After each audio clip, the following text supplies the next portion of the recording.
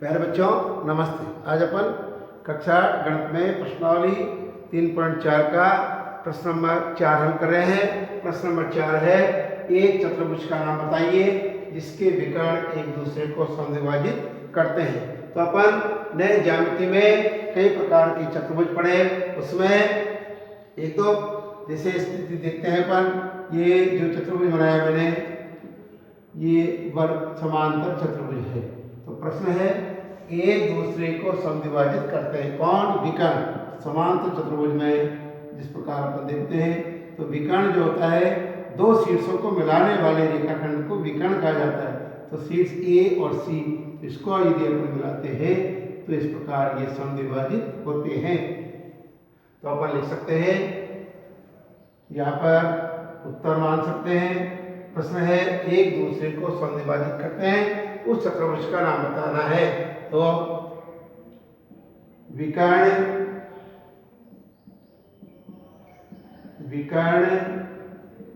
एक दूसरे को समद्विभाजित करते हैं, वे चतुर्भुज कौन सी हुई है? जैसे अपन ने अभी समांतर चतुर्भुज की आकृति बनाई, तो लिख सकते हैं समांतर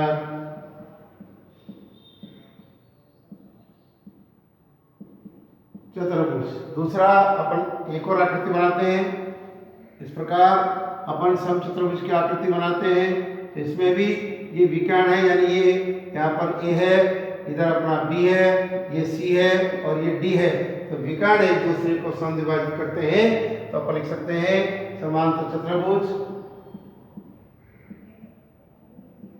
समचतुर्भुज। और दूसरी स्थिति अपन बना के देखते हैं। अपने ज्यामिति में आयत भी है, तो इस प्रकार अपन देखते हैं आयत में भी विकर्ण एक दूसरे को समद्विभाजित करते हैं। और जो दूसरी आकृति होगी वो वर्ग, तो वर्ग में भी विकर्ण समद्विभाजित करते हैं। तो अपन लिख सकते हैं विकर्ण एक दूसरे को समद्विभाजित करते हैं, वे चतुर्भुज समांतर चतुर्भुज होगा, समचतुर्भुज होगा, वर्गी तथा आयत होंगे। यानी पहला जो प्रश्न था, एक दूसरे को समद्विभाजित करते हैं, वो चतुर्भुज है समांतर चतुर्भुज जो अपन ने आकृति से देख लिया। दूसरा समचतुर्भुज, वर्ग तथा आयत। दूसरा प्रश्न है अपना, एक दूसरे पर लंब समद्विभाजक हो, एक दूसरे पर लंब समद्विभाजक हो विकर्ण। तो अपन देख रहे हैं ये स्थितियां आती है, तो उसके लिए अपन लिख सकते हैं विकर्ण एक दूसरे पर लंब समद्विभाजक हैं, वे चतुर्भुज समचतुर्भुज तथा वर्ग चतुर्भुज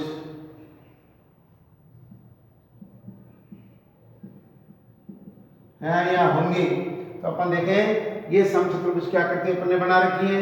तो लंब का अर्थ है ये जब विकर्ण मिल रहे हैं दोनों, तो यहाँ पर ये कोण बन रहा है 90 डिग्री का।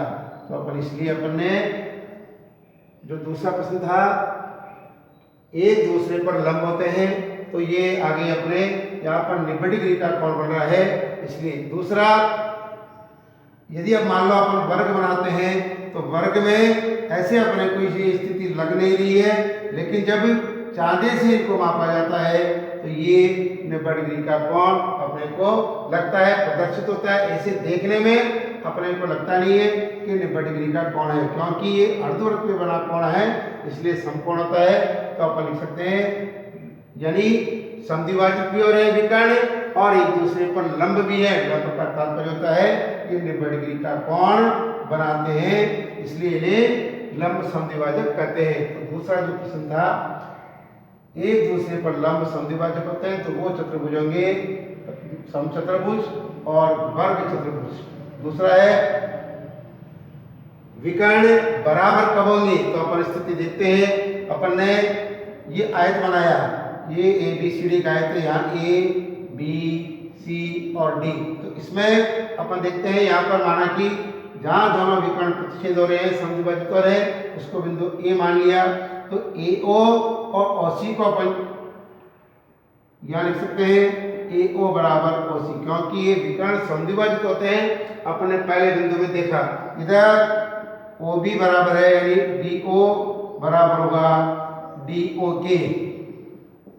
तो अपन देखते हैं ये जो विकर्ण है वो आप यानी ये और ये बराबर होगा और ये बराबर होंगे। तो अपन लिख सकते हैं विकर्ण वह चतुर्भुज जो आयत है जिसके दोनों विकर्ण बराबर होंगे।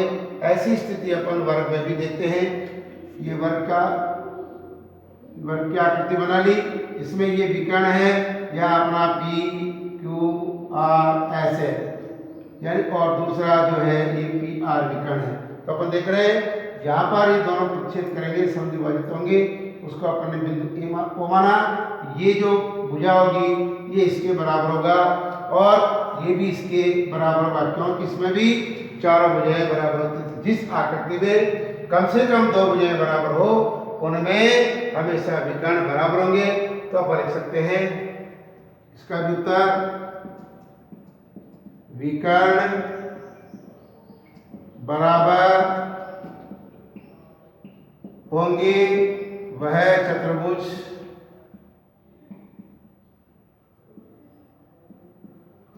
आयत तथा वर्ग होगा। इस प्रकार अपन प्रश्न नंबर 4 का हल लिख सकते हैं। प्रश्न नंबर 5वां है, बताइए एक आयत उत्तल चतुर्भुज है। तो सबसे पहले तो अपन ये समझे कि उत्तल चतुर्भुज क्या है। उत्तल चतुर्भुज वह होता है जिसके विकर्ण अंतःभाग में होते हैं। तो जैसे अपन ने एक आयत का चित्र बनाया, तो यह है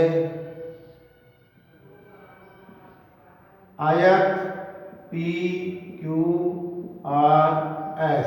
किसकी आकृति है? आयत की। तो अब प्रश्न पूछ रहा है, बताइए एक आयत उत्तल चतुर्भुज है। जब आयत के विकर्ण मिलाते हैं तो विकर्ण पी आर और ये, तो अपन लिख सकते हैं किसी आयत में जब इसके विकर्णों को मिलाते हैं या दो बिंदुओं को मिलाते हैं, जब किसी आयत के दो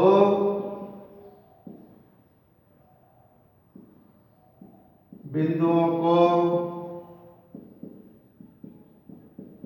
मिलाते हैं तो इनसे बने विकर्ण आयत के आंतरिक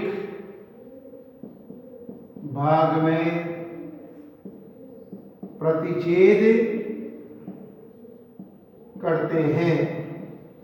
और ये जो प्रतिच्छेद होगा वो कौन से चतुर्भुज में होगा?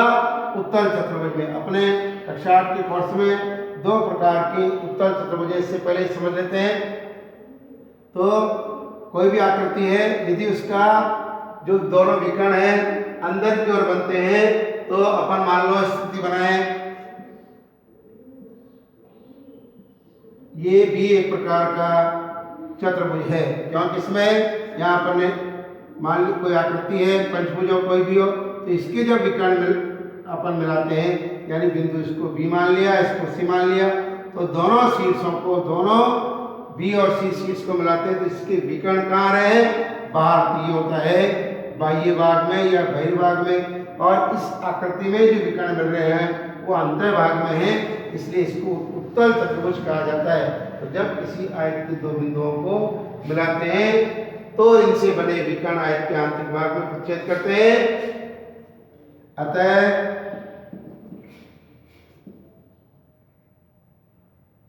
इस प्रकार आयत